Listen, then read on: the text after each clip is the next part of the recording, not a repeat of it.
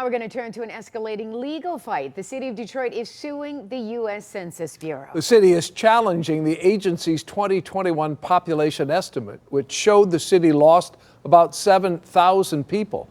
The city says those 7,000 people were missed. Well, let's put that in perspective.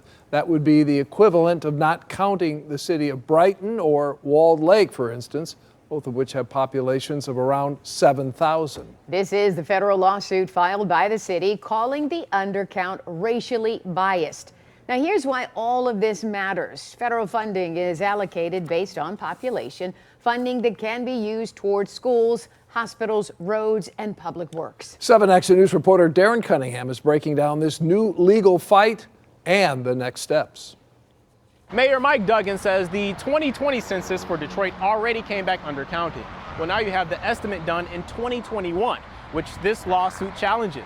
And he says if it's not corrected, residents could be missing out on several $1 million in federal funding for things like road improvement. What is going on? Why is it always Detroit? The U.S. Census Bureau claims Detroit lost about 7,100 residents in 2021. Maria Anita Salinas, head of Congress of Communities in Southwest Detroit, says that's hard to believe. We get less resources because of that. So I'm really glad that the city's challenging that. A lot of the funding is actually based on the annual estimates. Today, Detroit Mayor Mike Duggan announced the city filed a lawsuit against the U.S. Census Bureau.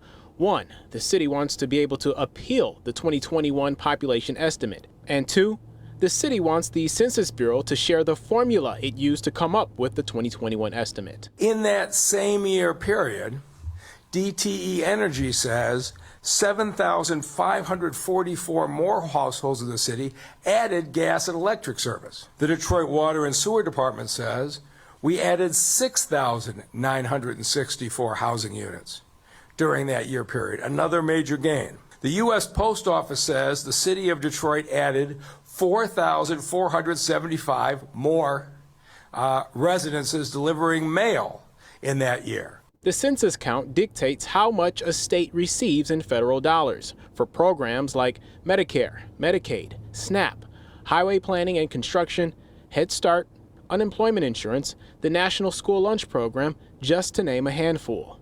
Salinas says residents should not be shortchanged. They do have benefits here. They do have rights. And one of the rights, if they're not counted, is we get less resources. The numbers tell the story. The U.S. Census Bureau Public Information Office told me it does not comment on pending litigation. For me to contact the Justice Department, I'm waiting to hear back. In Detroit, Darren Cunningham, 7 Action News. All right, thank you so much, Darren. Now, if you'd like to take a closer look at the city's lawsuit, we have posted it for you at WXYZ.com.